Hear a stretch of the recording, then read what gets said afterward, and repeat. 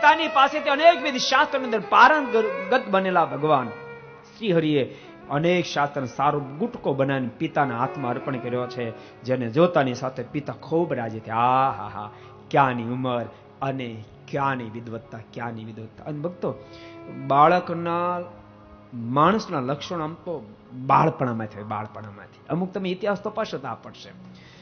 ભગતસિંહ જીવન જેને તપાસ્યું બરાબર ખબર છે. ભગતસિંહ ખૂબ નાના 8-10 વર્ષની ઉંમરે એક દાડો ને પિતાશ્રી સાથે બજારમાં જતા હતા.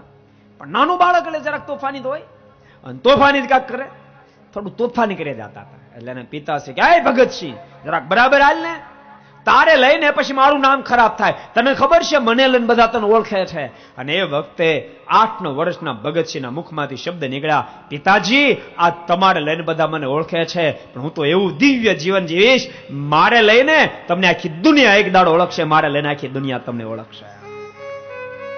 અને ભગતસિંહ થયા.